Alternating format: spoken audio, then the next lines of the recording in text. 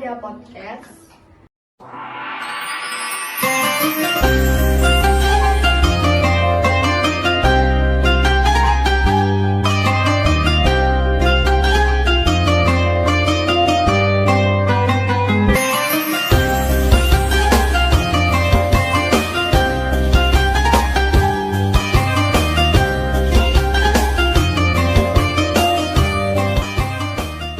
Hai semuanya, kenalin nama aku Lala.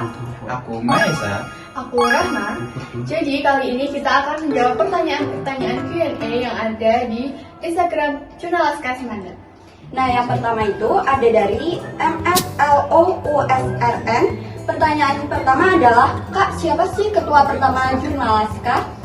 Nah, jadi ketua pertama Jurnal Laskar yaitu Mbak Dainta dari batch 1. Nah, terus pertanyaan kedua dari BP Blue Sky. Kak, di Jurnal Laskar seru nggak sih? Kalau menurut aku pribadi sih seru banget karena bisa nambah teman, terus habis itu bisa nambah pengalaman baru dan lain-lain lah. Kalau Kak Ramham gimana? Ya, di Jurnal Laskar itu emang seru. Cuma ya karena aku ada kendala, jadi mungkin keseruannya belum bisa rasakan sekarang. Lalu selanjutnya ada dari AZZHRRFSRASTP. Gimana sih tips biar pede di depan kamera, Pak?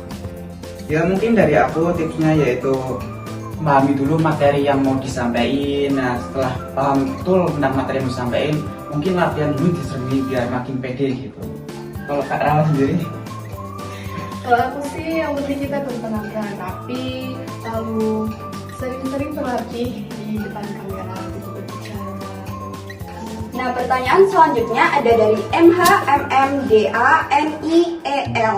Nah, ini bacanya gimana sih? Underscore. Underscore 70.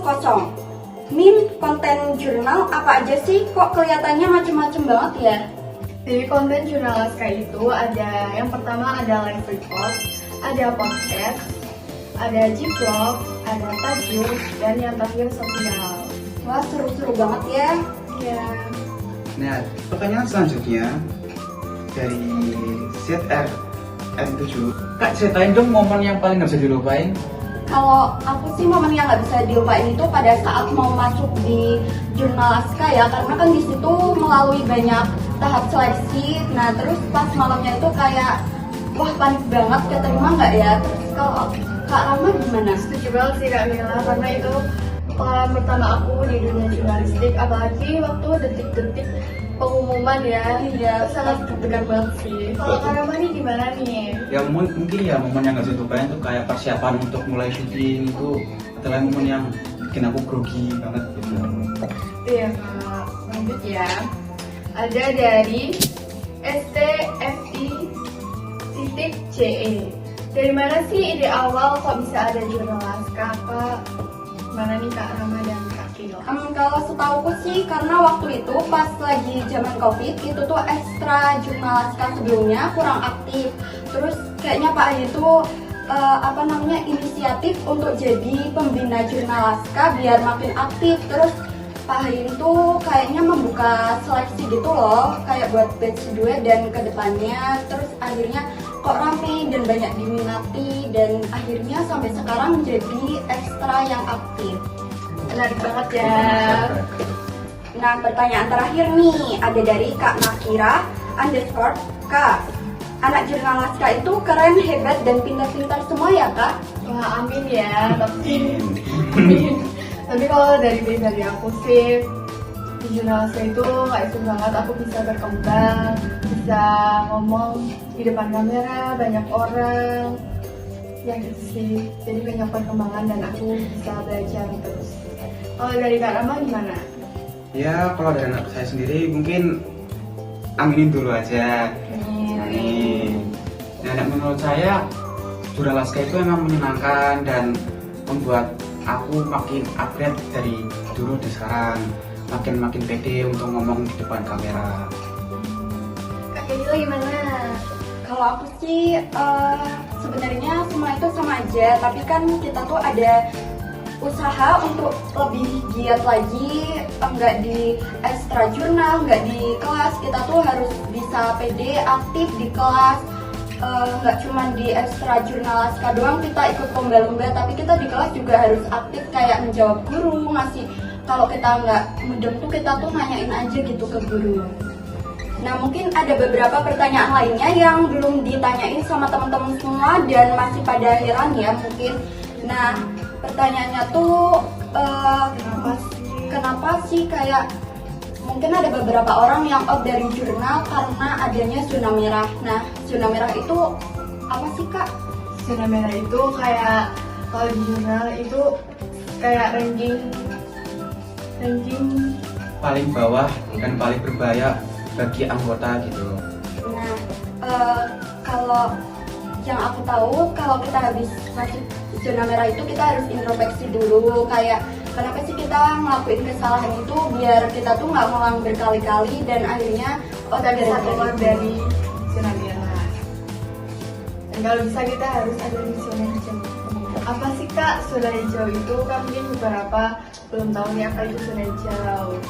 Nah, setahu aku zona hijau itu adalah 3 orang terbaik yang ada di jurnal Laska setiap batch-nya. Nah itu tuh dinilai dari mungkin keaktifan sosial media, terus kesopanan kita, terus dan lain-lain. Nah itu tuh fungsi zona hijau itu adalah biar kita naikin performa kita di jurnal Laska, biar kayak nggak turun-turun banget, biar yang di zona merah Motivasi untuk ke zona hijau. benar-benar. Kan di angkatanku nggak ada ranking nih. Yang angkatan itu kan angkatan kalian lainnya. Ada nggak sih kayak momen sedih kalian gitu karena diadakannya nggak ranking begini? Kalau aku pribadi sih ada, karena waktu itu aku udah dapet 2 kali reaction dan itu karena emang kesalahanku sendiri karena nggak aktif sosial media dan apa ya kurang aktif lainnya, terus yang lainnya juga kurang gitu loh. Nah kalian setuju nggak sih kalau ada ranking kayak gini itu? Setuju sih. Kenapa? Karena biar kita itu bisa berkembang terus, bisa tidak melakukan kesalahan berulang-ulang. Kalau aku sih setuju banget karena biar kita tuh terutama yang membuat kesalahan yang benar-benar ngejelekin nama jurnal Laska gitu, biar kayak sadar diri, nggak kayak seenaknya kayak udahlah nggak apa-apa kan ini kesalahanku sendiri, ngapain kayak ikut-ikut gitu loh. Nah kayak gitu. Nah terus nih apa yang sih prestasi yang kalian dapat gitu? Aku ada. Waktu itu aku ikut lomba film pendek dan itu juara 2 lomba film pendek FKUT Batam. Sama kayak juga ya, kita bareng. Oke Mas Rama, jadi kan waktu itu ada musibah nih yang terjadi sama Mas Rama. Gimana sih perasaan Mas Rama waktu itu? Kalau aku sih sedih banget ya karena kan sakit gitu. Kalau pasangan aku sih kayak senang sedih gitu. Senangnya karena dijemur gitu. Sedihnya karena kondisi pun itu ada itu masih parah. Kalau boleh tahu penyebab Mas Rama sakit itu apa sih? Ya kalau yang aku tahu tuh karena virus.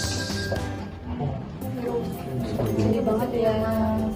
Nah Mas Rama, biar jadi pelajaran buat teman-teman semua, apa sih penyebab yang buat Mas Rama sakit waktu itu? Penyebab utamanya tuh yang aku tahu cuma karena virus. Karena virus.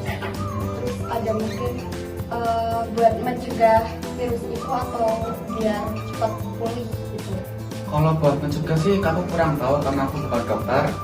Dan untuk saran sih sebaiknya jaga-jaga buat makan gitu, nggak sembarangan makan gitu aja sih. Nah, oke teman-teman semuanya, cukup sekian pertanyaan-pertanyaannya. Bagi teman-teman semua yang masih bingung gimana sih tentang dunia jurnal Laska itu, bisa langsung tanyain di IG Jurnal Laska Semanda. Jangan lupa like, comment, share, and subscribe. See See you.